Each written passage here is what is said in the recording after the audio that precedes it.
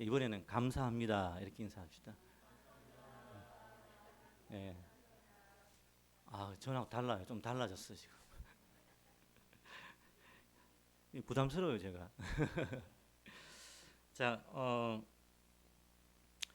하나님 우리 모두에게, 우리에게 은혜를 다 주신 줄로 믿습니다.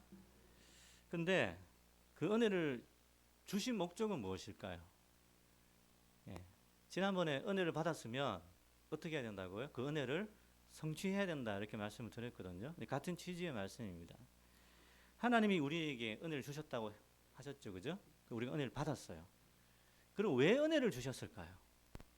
이걸 한번 생각해 보신 적 있으십니까? 보통 우리가 은혜 받은 것은 되게 좋아하는데 그 왜 은혜를 받았는지에 대해서는 잘 생각하지 않는 것 같아요. 여러분 어떻습니까? 그런 것 같죠? 그 은혜가 보통 그래요. 교회에서 말씀 듣고 또 이런 기도회나 이런 걸 통해서 은혜를 받아요. 그럼 그 은혜 받은 것을 좋아하잖아요. 그죠? 근데 중요한 건 그게 아니라 하나님 우리 기분 좋으라고 은혜 주실 수도 있지만 그건 이제 시작이고 그 다음이 뭐예요? 아, 하나님이 이 은혜를 나에게 왜 주셨을까라고 한번 생각해 봐야 되는 거죠. 예. 그게 이제 중요한 거예요.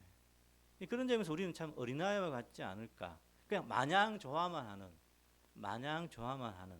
근데 여기서 더 나아가서 성숙한 사람이라면 하나님이 나에게 왜 이렇게 특별한 은혜를 나에게 오늘 주셨을까 하고 생각하고 고민하고 기도해 봐야 되겠죠.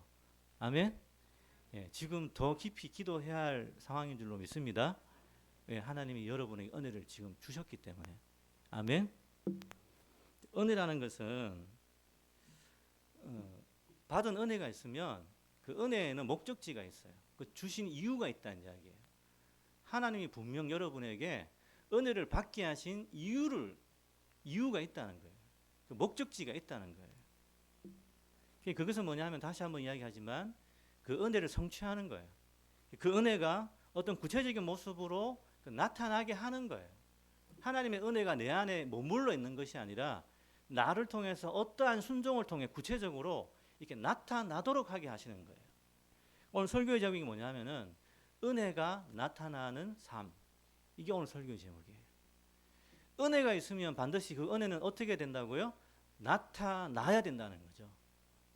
내게 머물러 있는 것이 아니라 나에게 여러 가지 순종의 형태로 분명히 나타나야 한다는 겁니다. 자, 그래서 오늘은 이 본문 말씀을 통해 가지고 하나님의 은혜가 우리에게 어떤 모습으로 나타나야 하는가 이것을 좀 말씀을 드리려고 합니다. 오늘 디도서를 읽은 이유는 이 말씀에서 가장 이 은혜가 나타나는 것이 어떻게 나타나느냐 가장 체계적으로 잘 나와 있기 때문에 이 말씀을 가지고 한번 우리가 묵상하고 좀 깨닫고 또 순종할 수 있기를 바랍니다. 자, 여러분 11절 말씀을 한번 보겠습니다. 읽어볼게요. 11절 말씀 시작. 모든 사람에게 구원을 주시는 하나님의 은혜가 나타나. 자, 뭐라고요? 모든 사람에게 구원을 주시는 하나님의 은혜가 나타나. 자, 먼저 구원을 주시는 하나님의 은혜죠. 그죠? 구원을 주시는 하나님의 은혜이죠. 내용이. 그럼 그 구원을 주시는 하나님의 은혜가 나타났다고 얘기했죠. 나타난다고 이렇게 말씀하고 있죠. 자, 그러면 그 구원이 본질적으로 우리가 구원받게 되는 은혜인데 그 구원받게 되는 그 은혜가 우리의 생활 속에서 구체적으로 어떤 모습으로 더 디테일하게 나타나느냐 여기까지 말씀을 하고 있는 겁니다. 은혜를 받았으면 그 다음에는 그 받은 은혜가 반드시 나타나야 한다고 말씀하고 있는 거예요. 자, 원래는 이 구원에 대한 이야기지만 거기서 더 나가야 되는 거죠. 우리는 은혜를 받아서 믿음으로 구원받았죠. 그죠? 자, 은혜가 먼저죠. 그 은혜를 받아서 믿음으로 구원받죠. 또 그러면 그 다음에 은혜를 받아서 또 믿음으로 어떻게 해야 돼요? 살아가야 되겠죠. 그 살아가는 모습 속에서 구체적으로 뭐가 나타나요? 하나님의 은혜가 나타나는 거죠. 거기까지 살아야 된다는 이야기입니다. 은혜 받았으면 그 은혜가 나타나는 삶이 분명히 있다는 것입니다. 그 이유가 있기 때문에.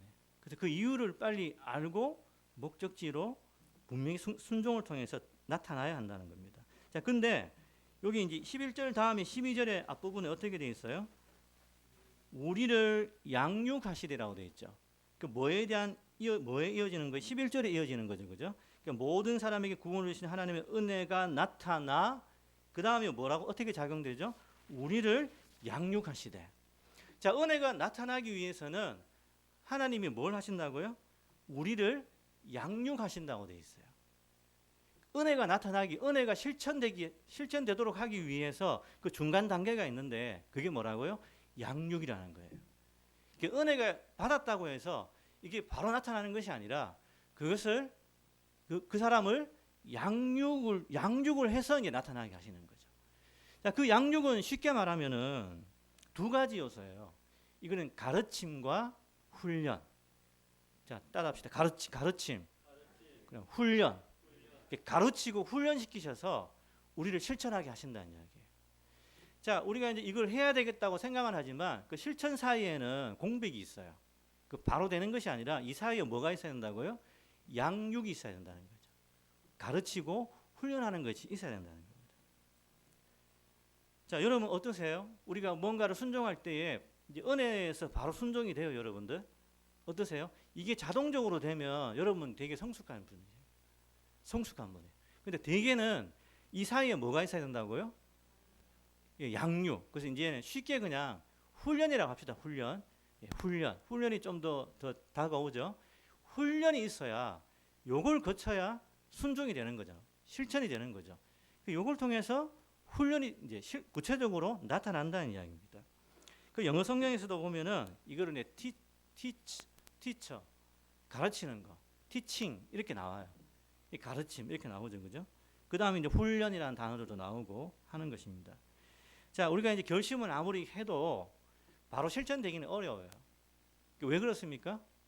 거기에는 우리를 향한 악한 어둠의 세력이 있는 거죠. 그 순종을 방해하는 세력들이 있기 때문에 또 심지어 또 우리 안에는 죄성이 남아 있기 때문에 바로 순종이 안 된다는 이야기입니다. 그러니까 죄의 영향력 때문이죠. 자, 그래서 남아 있는 죄의 영향력이 우리로 하여금 바로 실천을 하지 못하도록 막아선다는 이야기입니다. 자, 그래서 우리는 거기에 그걸 극복하기 위해서 뭘 해야 된다고요? 따라합니다. 훈련. 옆 사람 똑바로 쳐다보시면서 예, 눈 너무 예리하게 하지 마시고 자, 옆 사람 보시고 훈련 이렇게 이야기해 주세요. 예. 안 돼요. 더 크게. 다시 시작. 훈련. 이상하네. 훈련 이렇게. 훈련. 예. 뭐 해야 된다고요? 훈련. 예. 뭐 하기 위해서? 은혜가 나타나게 하기 위해서 훈련이 돼야 된다는 이야기예요. 자, 그래서 이 장애를 극복해서 우리가 방해받지 않고 방해를 이겨내면서 결국 실천을 하게 되는 거잖아요. 그럼 바로 그 은혜가 이유가 있다 그랬죠, 그죠? 그 은혜가 그 이유 있는 것으로 나타나게 되는 거죠. 목적지로 나타나는 거죠. 그런 겁니다. 자, 그러면 여기서 이제 그 다음 단계가 뭐냐면은 이 훈련을 통해서 이 훈련은 그 세 가지를 가지고 이제 훈련은 세 가지 모습으로 나타나요. 세 가지 모습으로. 자, 저를 한번 따라해 주세요. 오늘 말씀에 있는데 따라합니다. 버리고, 두 번째, 그 다음에 살고, 그 다음에 기다리는 것. 이런 오늘 본문 말씀 한번 보세요. 12절에 보시면, 자, 11절에 은혜가 나타났다고 돼 있죠. 그죠? 11절에. 그 다음 12절에 보면은 양육하시리라고 돼 있죠. 양육은 중간 단계 훈련시키는 단계잖아요. 근데 이 훈련이 세 가지 모습으로 나타나요.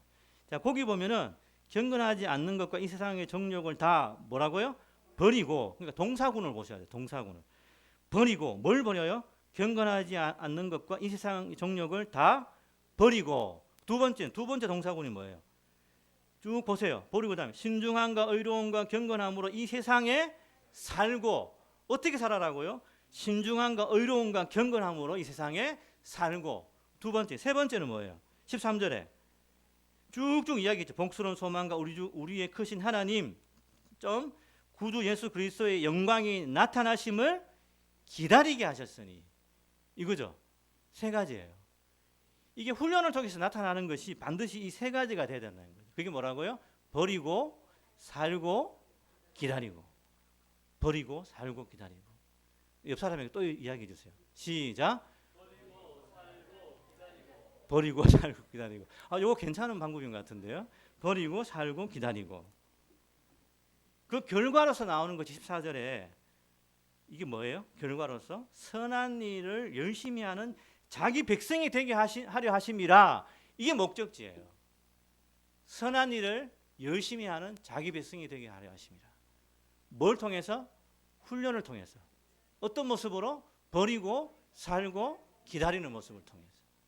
뭐가 되는 거죠? 결국 선한 일을 열심히 하는 자기 백성이 되게 하려 하십니다. 여기서 그냥 끝내도 될 것 같은데요. 다 한 기분. 자, 은혜는 이 경건하지 않는 것과 이 세상 정욕을 버리도록 훈련시킵니다. 우리를. 아멘. 이 은혜는 우리를 신중함과 의로움과 경건함으로 살도록 우리를 훈련시킵니다. 아멘. 은혜는 결국 약속하신 대로 다시 오실 예수 그리스도의 영광이 나타나기를 기다리도록 하는 그게 목적지라는 거죠. 아멘.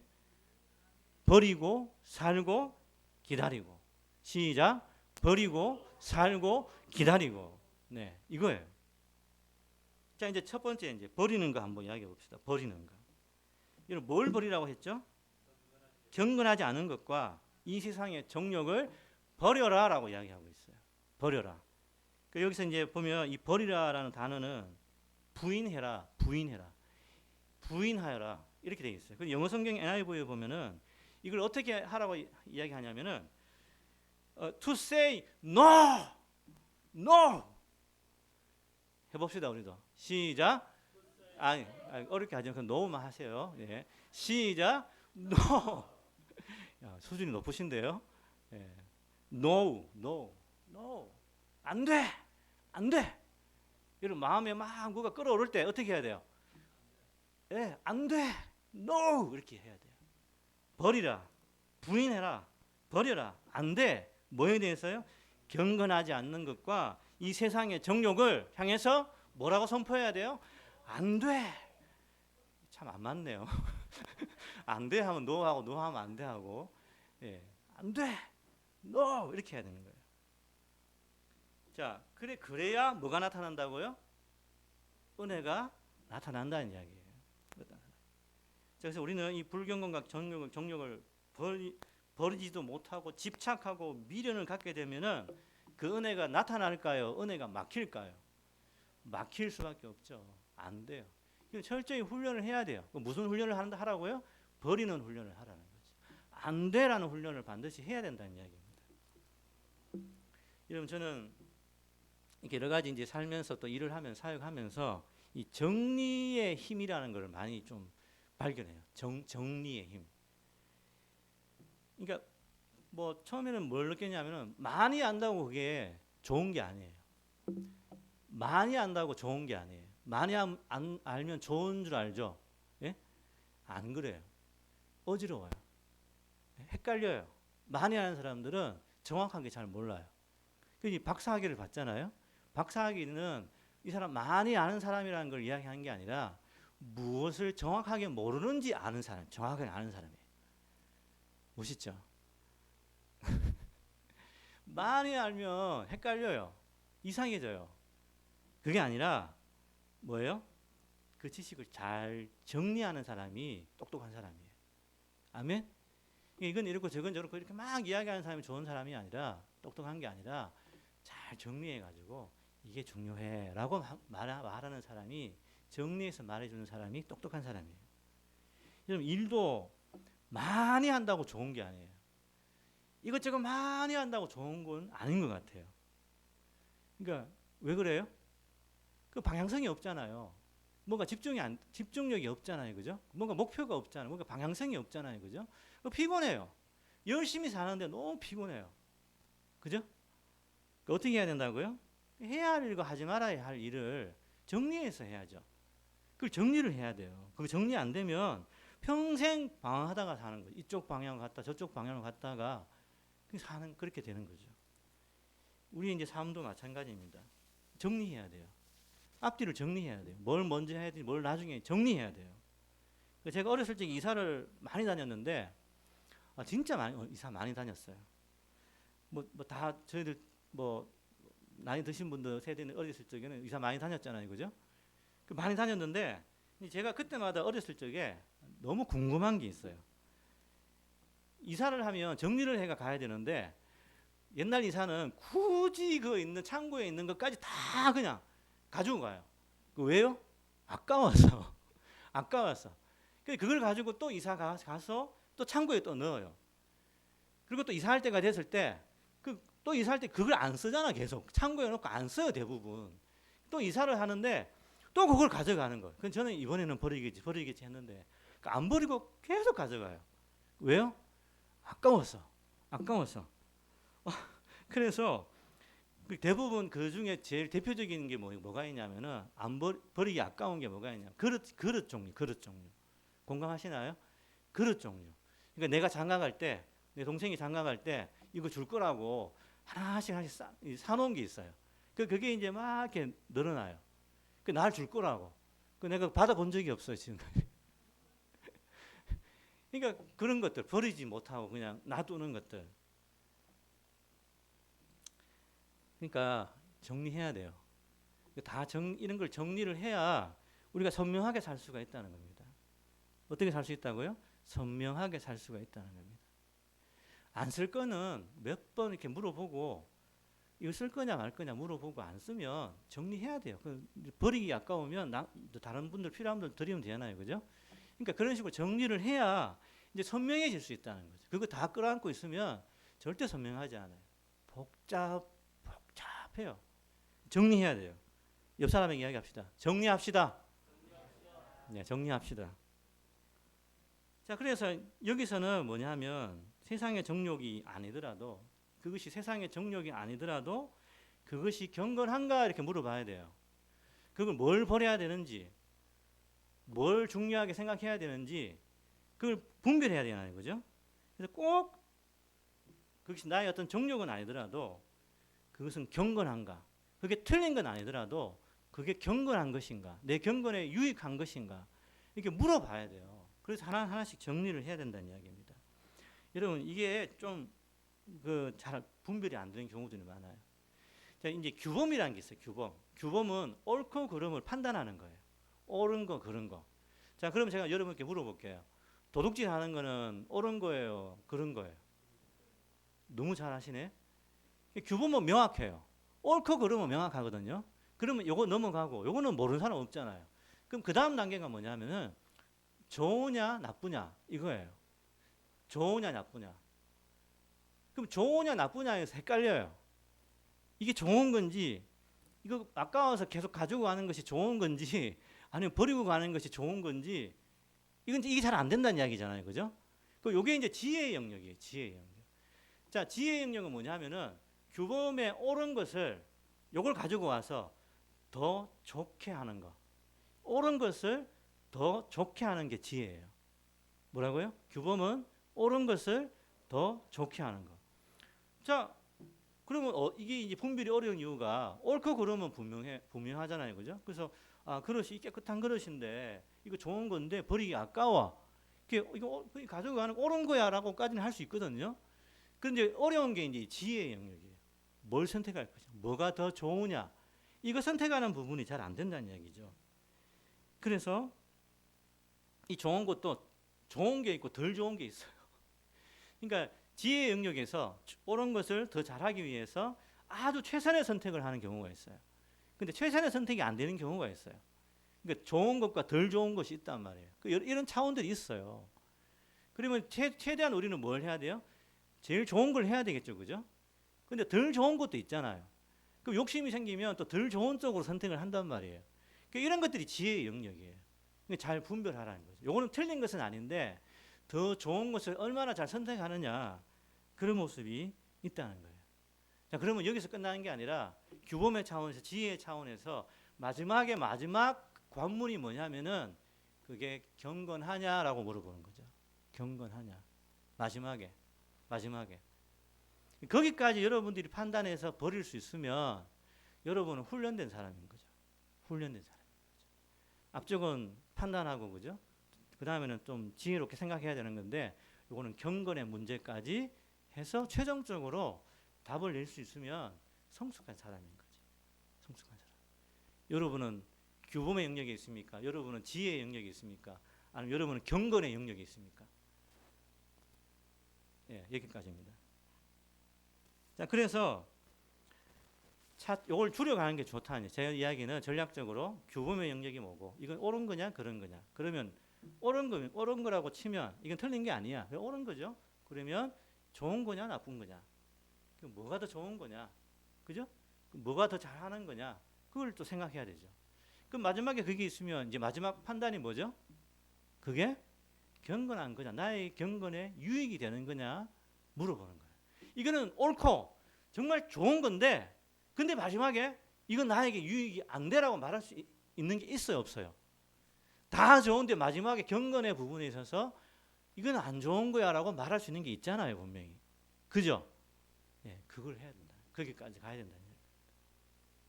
도움이 되셨습니까? 자, 두 번째는 사는 거예요. 사는 거. 어떻게 살아라고요? 신중함과 의로움과 경건함으로 살아라. 이렇게 말씀하고 있습니다. 자, 12절 말씀에 그렇게 되어 있죠. 신중함과 의로움과 경건함으로 이 세상에 살고 이렇게 되어 있습니다. 자, 하나님과의 관계에서의 경건함이 있는 거죠. 사람과의 관계에서의 정의로움이 있는 거죠. 의로움. 그다음 자기 자신과의 관계 속에서 뭐가 있어야 돼요? 신중함이 있어야 되는 겁니다. 자, 이 중에서 정의로움, 경건함 빼고 이게 굉장히 중요한 건데 근데 가장 출발점이 중요해요. 그게 뭐냐 하면은 신중함이에요. 이 신중함을 거쳐야 그 뒤에 것들을 할 수가 있어요. 그래서 이 신중함에 좀 포커스를 맞춰서 이야기를 하면 이 신중함이라는 것은 우리 옛날 개역 한글 성경에는 근신함이라고 되어 있어요. 근신. 그 현대인의 성경에는 절제라고 되어 있어요. 절제하며. 그리고 공동번역 성경에서는 정신을 차리고 정신을 차리고 이렇게 번역되어 있어요. 아주 마음에 드는 표현인 것 같아요. 정신을 차리고 이렇게 되어 있습니다. 자, 근데 여기서 이 모든 것들 속에 이제 신중함이 가장 이제 중요한 부분입니다. 이 신중함이 있어야 뒤에 것들을 풀어 나갈 수가 있거든요. 여러분 디도서 1장 8절에 보면은 구절 좀 보여주실래요? 1장 8절에 보면은 이 신중함에 대해서 굉장히 많이 표현을 하고 있습니다. 디도서 1장 8절에 보면 지금 제가 읽어볼게요. 오직 나그네를 대접하며 선행을 좋아하며 신중하며 이렇게 말씀하고 있어요. 2장 2절에서는 늙은 남자로는 절제하며 경건하며 신중하며라고 되어 있어요. 2장 5절 6절에서도 신중하며라고 시작하고 있고 또 6절에서도 신중하도록 하고 이렇게 마치고 있어요. 2장 12절에서도 오늘 읽은 본문이죠, 그죠? 12절에 신중하며라고 표현되어 있죠. 굉장히 디도서에서는 이 부분을 굉장히 강조하고 있는 겁니다. 그래서 모든 그 사람, 감독이나 늙은 여자, 늙은 남자, 늙은 여자, 젊은 남자 모든 사람에게 신중해라, 신중해라, 신중해라, 신중해라 계속해서 말씀을 하고 있는 거예요. 옆 사람에게 한번 이야기해 보세요. 따뜻하게 신중하세요라고. 신중하세요, 신중하세요. 이건 약방의 감초 있죠. 약방의 감초. 그러니까 중요한 약은 아닌데 모든 곳에 들어가는 약재잖아요, 그죠? 그런 거예요, 신중함은. 기본적으로 신중함이 있어야 경건함과 의로움이 된다는 이야기예요. 여러분 신중하십니까? 신중하십니까? 예? 예? 신중하십니까? 예. 여기 예. 정신 차리고 절제하며 뭐예요? 근신하며 이게 이제 신중함이에요. 신중함. 그 중에 제가 마음에 드는 말이 뭐라고요? 정신 차리고 이거죠. 지금 은혜를 너무 많이 받게 해가지고 좀 목소리가 좀 올라왔어요. 네. 자, 그래서 우리가 정신 차려야 할 이유가 뭐냐? 이 세상이 우리를 그렇게 만드는 세상 속에 살아가고 있기 때문이에요. 제가 그 디모데후서 3장 2절에서 5절에 보시면, 우리 한 절씩 쭉 한번 이 세상이 어떤 세상인지 한번 쭉 읽어보겠습니다. 시작. 사람이 자기를 사랑하며 돈을 사랑하며 자랑하며 교만하며 비방하며 부모를 거역하며 감사하지 아니하며 거룩하지 아니하며 무정하며 원통함을 풀지 아니하며 모함하며 절제하지 못하며 사나우며 선한 것을 좋아하지 아니하며 배신하며 조급하며 자만하며 쾌락을 사랑하기를 하나님 잘하는 것보다 더하며 경건의 모양은 있으나 경건의 능력은 부인하니 이 같은 자들에게서 내가 돌아서라. 너무 정신이 없어요. 이런 세상 속에 우리가 지금 살고 있어요. 그러니까 우리가 뭐가 필요하다고요? 신중하며, 다른 말로 정신 차리며, 정신 차리는 거죠. 네.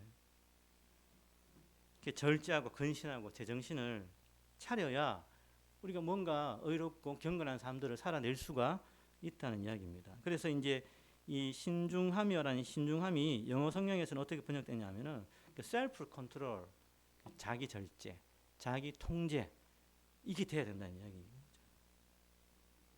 여러분, 말세에 조급하고 사납고 거역하고 교만하고 자랑하고 비방하는 이 신중하지 못한 사람들, 그 속에서 우리는 어떻게 해야 된다고요? 절제하고 근신하고 정신 차리고 경건하고 의롭게 우리가 살아가야 할 줄로 믿습니다. 그 출발점이 바로 뭐라고요? 신중함이라는 겁니다.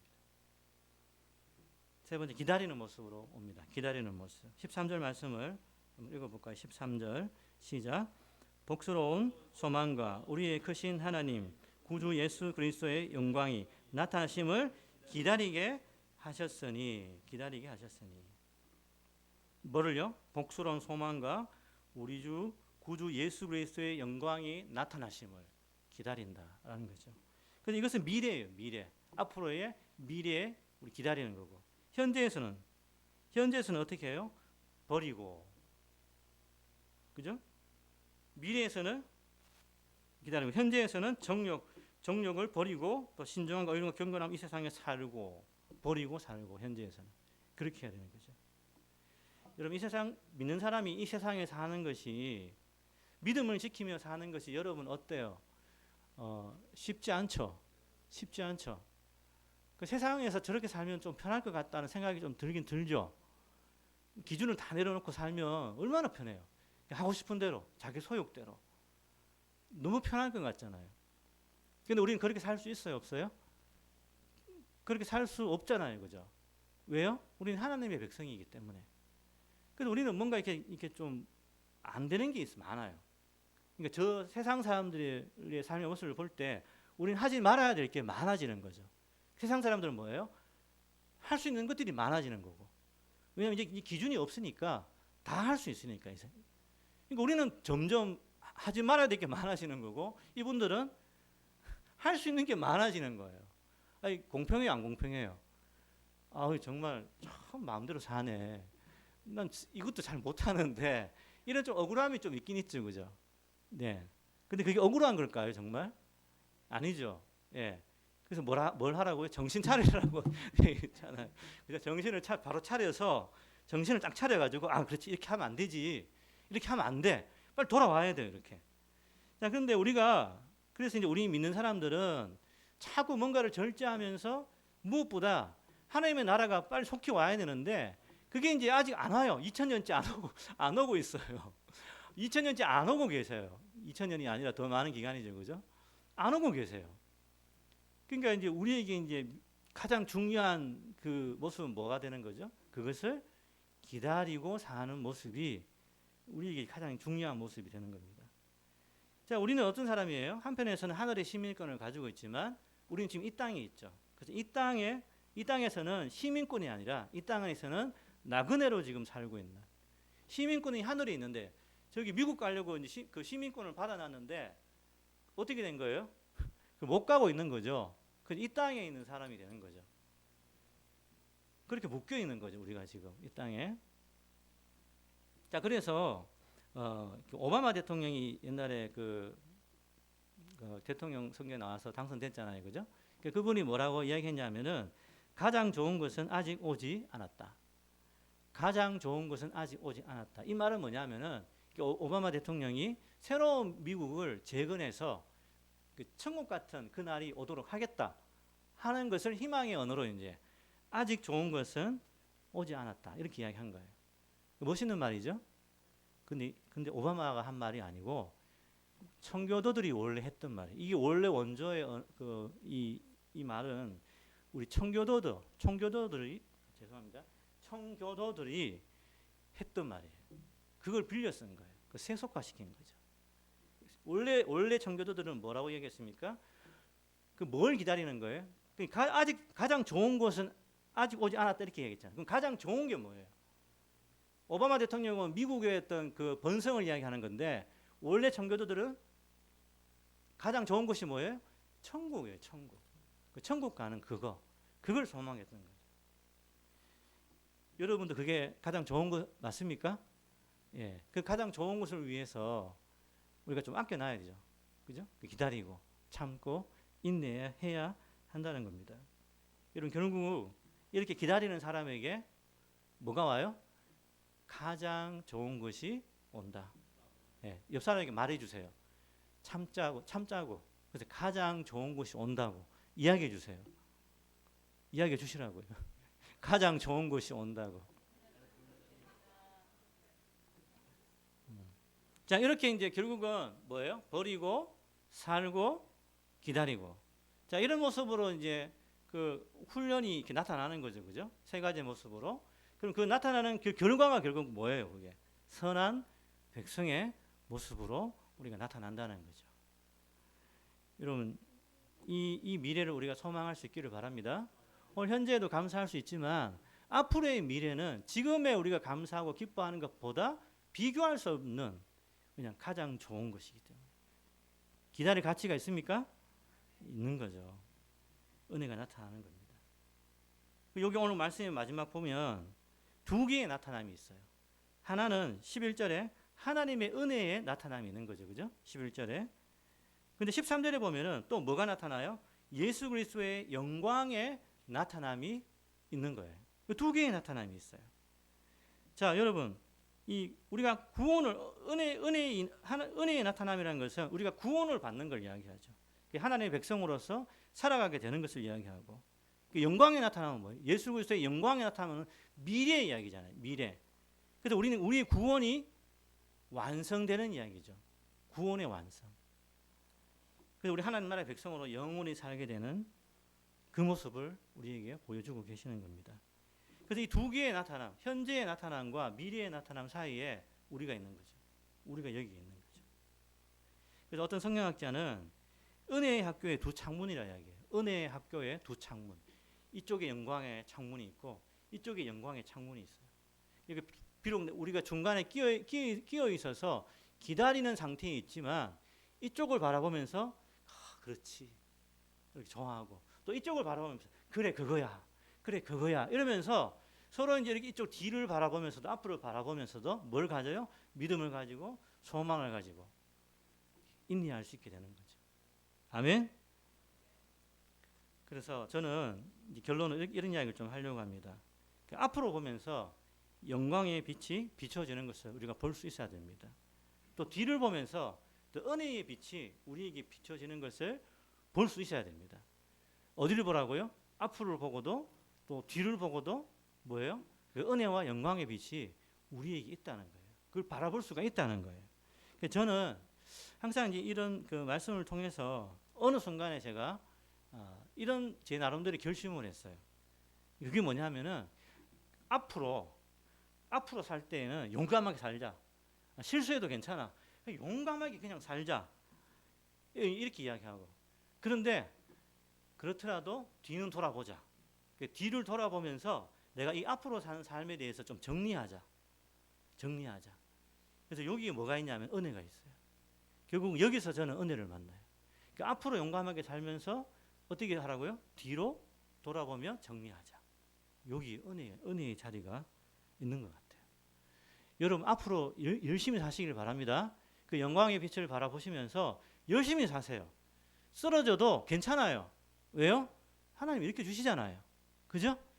오랜 동안 소망하며 기다려도 괜찮아요. 왜냐하면 언젠가는 결국이 있잖아요. 그 믿으시죠? 괜찮아요. 그걸 이제 어디로 정리하자고요? 뒤로 정리하자. 정리가 좀 되는 인생을 좀 우리가 살아야 될 필요가 있잖아요. 그죠? 우리가 이 사이에 끼어 있으니까 혼란스러울 때가 있어요. 그래서 정리하자고, 정리. 그러니까 좀 편하더라고요. 그래서 여러분 그 이야기 아세요? 모래 위에 발자국. 혹시 들어보신 적 있으세요? 예, 없는 줄 알고 예, 아는 분은 모른 척하시고. 자, 어떤 시인이 메어리 스티븐슨이라는 시인이 한 시의 형태로 이제 이 글을 썼는데, 한때 제가 아주 어렸을 적에 그 청소년 때 유명했던 동영상으로 아주 유명하게 떠들었던 그 이야기입니다. 그건 뭐냐면 머리 위에 발자국. 어떤 사람이 꿈을 꿨어요. 꿈에서 이제 어떤 내용이 나오는데 인생을 쭉 살아가는데 여기에 두 발자국이 있는 거예요. 여기 A에서 B 구간을 열심히 이렇게 쭉 살아갔는데 가만 보니까 발자국이 두 개가 있어요. 그러니까 하나는 자기 발자국인데 하나는 누구의 발자국일까요? 하나님의 발자국이에요. 아, 그래서 하나님이 나와 함께 그러셨기 때문에 내가 이렇게 든든하게 살 수 있었구나 생각한 거죠. 아, 너무 감사해요. 근데 두 번째 코너에 쭉 보니까 꽤 긴 코스예요. 근데 거기에는 발자국이 하나밖에 없어요. 한 사람의 발자국밖에 없어요. 가만 보니까 자기 인생에서 가장 힘들고 괴로웠던 때예요. 근데 발자국이 몇 개라고요? 예, 한 사람 발자국밖에 없어요. 이 사람이 화가 난 거죠. 아니 하나님, 이때까지 나와 동행하시다가 왜 내가 가장 힘들고 어려울 때 왜 나를 떠나셨습니까? 이렇게 막 원망한 거예요. 막 뒤에 막 음악 깔리고 이랬거든요 그때. 그런 거예요. 왜 이러면서 이런 거예요. 자, 근데 그때 하나님이 나타나셔서 좀 진정하고 그 발자국을 잘 봐. 그 발자국이 누구 발자국이야? 가만 보니까 자기 발자국이 아니에요. 누구 발자국? 하나님 발자국이에요. 하나님 말씀하셨어요. 네가 가장 괴롭고 힘들 때에 내가 너를 업고 걸었다. 업고 걸었다. 그래서 발자국이 하나야. 그건 내 발자국이야. 네 발자국이 아니고 나 너 업고 걸었어. 이렇게 말씀하시는 거죠. 은혜 되죠? 네. 하나님 그렇게 하신단 말이에요. 여러분, 당연한 거 하나 없어요. 우리가 뭐 당연하다고 생각하는 거 하나도 없습니다. 다 뭐예요? 은혜입니다. 은혜. 그 은혜는 앞으로 열심히 살다가 뒤로 이렇게 돌아보면서 아, 그 발자국이 하나님의 발자국이셨구나 하고 깨닫는 거예요. 그래서 은혜가 정리가 돼요. 은혜가 오고 이 모든 삶의 인생이 정리가 될 수 있다는 이야기입니다. 아멘? 뭘로 정리해야 돼요? 뒤돌아보는 은혜로서 정리를 하자는 이야기입니다. 여러분, 앞만 보고 사지 말고 뒤도 돌아보시면서 인생을 좀 정리하고 결국 그것이 은혜이구나. 모든 것이 하나님의 은혜이구나. 이렇게 믿으시길 바랍니다. 기도하겠습니다. 하나님, 오늘 이 말씀을 통해서 또 은혜를 묵상해 보았습니다. 정말 당연한 것은 하나도 없습니다. 모든 것이 다 하나님의 은혜가 그 모든 것을 하게 하셨습니다. 뒤를 돌아보니 그것을 선명하게 알 수가 있게 됩니다. 모든 것이 다 하나님의 은혜이구나. 이 모든 것이 다 하나님의 은혜에서 되어지는 일이구나. 그것이 당연한 것이 아니었구나. 그렇게 믿어지고 깨달아집니다. 하나님, 오늘 이것이 앞으로의 또 삶을 살 때에 용기가 되게 도와주시고 또 그것을 뒤돌아볼 때에는 결국 우리에게 은혜임을 고백할 수 있도록 인도하여 주옵소서. 하나교회를 이렇게 건강하고 너무나 균형 있게 너무나 아름답게 세워가심을 감사합니다. 이 모든 것들이 앞으로의 사명을 위해서 우리를 이렇게 만들어 가시는 줄로 믿습니다. 이 세상 가운데에 대한교회로서 세상의 빛과 소금으로서의 역할을 감당할 수 있는 놀라운 역사가 이 하나교회를 통해서 또 하상우 목사님을 통해서 나타나고 드러날 수 있도록 인도하여 주옵소서. 그 은혜의 크심을 깨닫고 그걸 통해 기도하여 사명을 다하여 살아갈 수 있는 저희들 모두가 다 되게 하여 주시옵소서.